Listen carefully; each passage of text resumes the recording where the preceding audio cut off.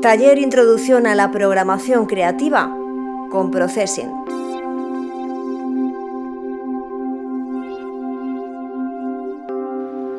Este poema se genera a partir de software que está escrito por Margaret Masterman y fue presentado en el Instituto de Arte Contemporáneo de Londres en 1968.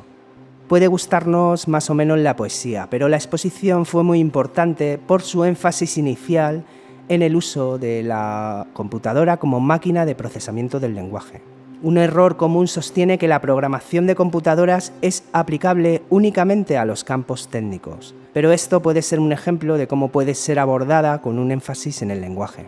Los tipos de datos char se utilizan para almacenar letras, tipo A, D, 5, incluso algún símbolo. El nombre char se refiere a carácter. Se distinguen del resto por las comillas simples. Como veis en los ejemplos que hay en pantalla, si no ponemos las comillas simples saltará un error, o si utilizamos las comillas dobles también saltará un error, porque con comillas dobles solamente deben ser definidos los string. String se refiere a cadena y es donde vamos a guardar palabras, o sea, más de un carácter. Podemos usar el valor numérico correspondiente al American Standard Code for Information Interchange, que fue diseñado como un código para asociar las letras, números y puntuación en el idioma inglés con valores numéricos. Entonces, estos caracteres pueden ser traducidos a números y estos pueden ser usados como datos dentro del software. Así que el American Standard Code for Information Interchange es una norma para hacer esta conversión. Processing distingue entre el número y el carácter representado de un solo valor. Os invito a que probéis un poco cómo funciona esto y del mismo modo, como veis en el ejemplo que hay en pantalla, podemos utilizar el valor de una letra para asignárselo a una variable de números enteros. Los tipos de dato string se utilizan para almacenar palabras y frases y se distinguen del resto por las comillas dobles. El tipo de dato string es diferente en cuanto a int, float o char porque es un objeto. Vamos a diferenciar las variables que permiten guardar datos primitivos de los objetos, en que los objetos siempre van a estar escritos con la primera letra en mayúscula. Hemos utilizado algunos, como han sido el pimage, y ahora estamos aprendiendo string, y pfont, por ejemplo, nos va a servir para cargar fuentes. Las variables string se declaran y asignan de manera similar, pero la palabra string siempre, recordad, que debe ir en mayúsculas. Entonces, en base a esto que hemos aprendido, estas variables, o sea, lo que son los objetos, las vamos a declarar de la misma manera que lo hacemos con las variables primitivas, pero existen algunas diferencias. Para mí no son muy importantes, porque al fin y al cabo no deja de ser terminología que utiliza el lenguaje de programación para dar a entender unos conceptos u otros, pero el funcionamiento viene a ser exactamente igual. Entonces, cuando hemos utilizado variables en nuestros programas, las hemos denominado variables. Cuando se utilizan dentro de un objeto, se denominan campos. Y lo mismo sucede en el caso de las funciones, que cuando son funciones dentro de un objeto, se denominan métodos. A los campos y los métodos se accede con el operador punto. Un punto colocado entre el nombre del objeto y el nombre de un elemento de datos adicionales y funciones únicas. El punto debemos colocarlo entre el nombre del objeto y el nombre de un elemento de datos adicional o una función única, o sea, un método. Por ejemplo, hay un tipo de datos de pimage que tiene dos campos que almacenan de manera automática la anchura y la altura de la imagen que vamos a cargar.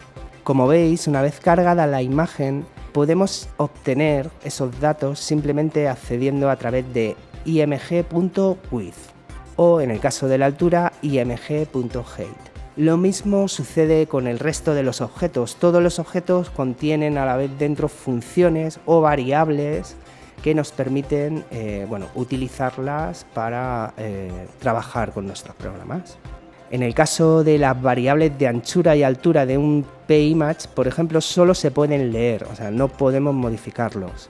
Y los valores width y height de pImage se pueden utilizar, por ejemplo, para colocar imágenes o formas en relación a una imagen, o sea, podemos usar la proporción, etc.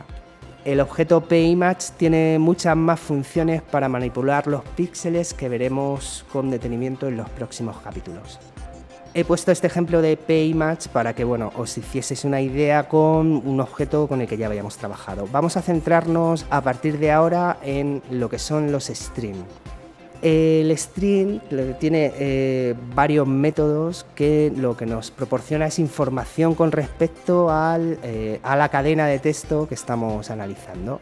Entonces, el primer método que vamos a ver es length y lo que hace es devolver el número de caracteres de un objeto string. Bueno, pues en este caso, con el ejemplo sencillo que estáis viendo en pantalla, lo que devuelve el primer print ln es 12 porque contiene 12 letras. Y como sucede con el de abajo, aunque sea una letra, lo hemos guardado en un string y lo que nos imprime la consola es 1. Los siguientes métodos los he puesto juntos ya que funcionan de manera parecida, ¿no? Uno es comienza con y el otro es termina con. Y prueban si una cadena comienza o termina con el string, usada como parámetro.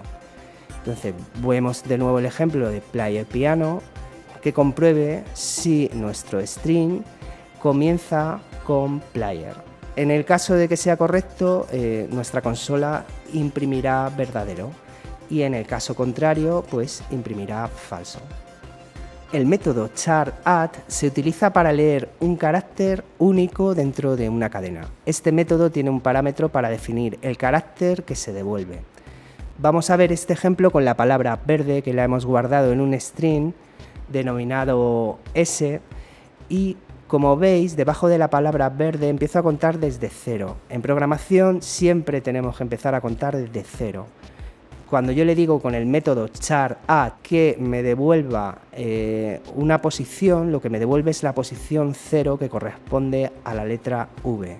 En el segundo caso le pido a la consola que me imprima el carácter que está en la posición 2, que en este caso sería la R. Y en el último caso que me imprima el carácter que está en la posición 4 y en este caso imprimirá la última E. El método toCharArray lo que hace es crear un array, que es una matriz de caracteres a partir del contenido de una cadena.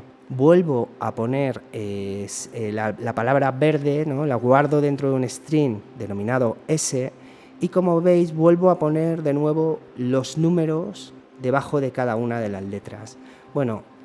Los arrays también tendremos un capítulo dedicado solamente a los mismos, pero debéis saber que es una manera de guardar muchas variables dentro de muchos parámetros, o valores dentro de una sola variable.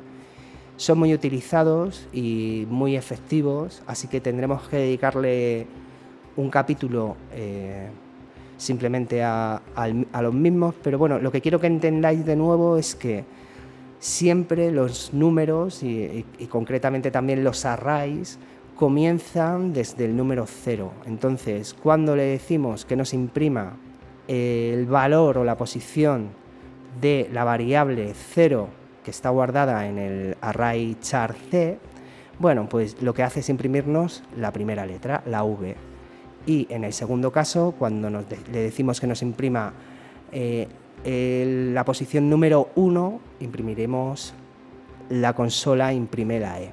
Como os digo, trabajaremos con arrays en el último de los capítulos de este curso, pero está bien que vayáis viendo más o menos en qué consiste o ir conociendo algunos conceptos. El método substring devuelve una nueva cadena que es una parte del original. Cuando el método se utiliza con un solo parámetro, el string se lee desde la posición dada como parámetro hasta el final. Cuando el método se utiliza como un solo parámetro, el string se lee desde la posición dada como parámetro hasta el final. ¿Esto qué quiere decir? Vale, pues he guardado en una variable string denominada s la palabra nómada, que tiene 5 posiciones. Cuando le digo que imprima en la consola s.substring2, lo que va a imprimir será mada, o sea, a partir de la posición número 2.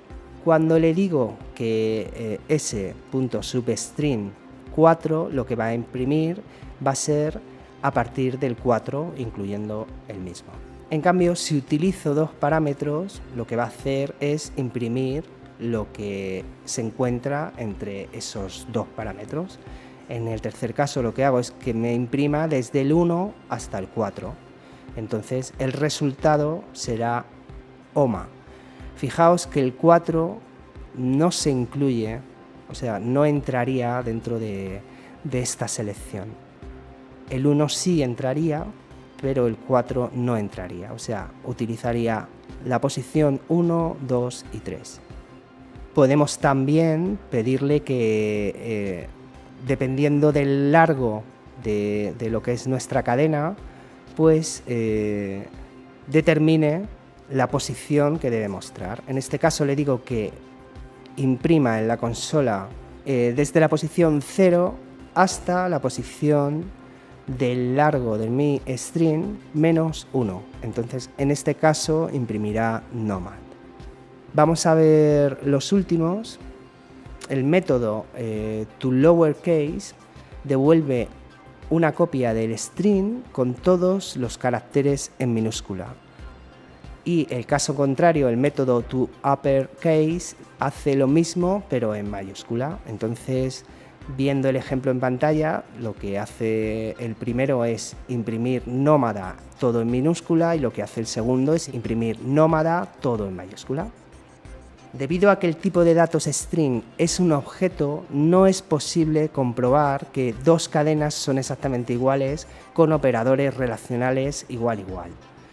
Bueno, esto se resuelve usando el método equals para determinar si 2 variables de cadena contienen los mismos caracteres. Bueno, lo que tenemos aquí son 3 variables string denominadas S1, S2 y S3 que guardan la palabra blanco y blanco en el caso de la primera y la segunda y negro en el caso de la tercera. Lo que digo que me imprima en la consola es que compruebe si S1 es igual a S2. Como en este caso es verdad, imprime verdadero. Cuando hago lo mismo con el tercer caso, lo que sucede es que la consola nos imprime falso. Y hasta aquí llega este breve tutorial. Espero que hayáis podido aprender algo con nosotros. Nos vemos en el siguiente vídeo. Muchas gracias y hasta luego. A-Room, Escuela de Nuevas Tecnologías para Mentes Creativas.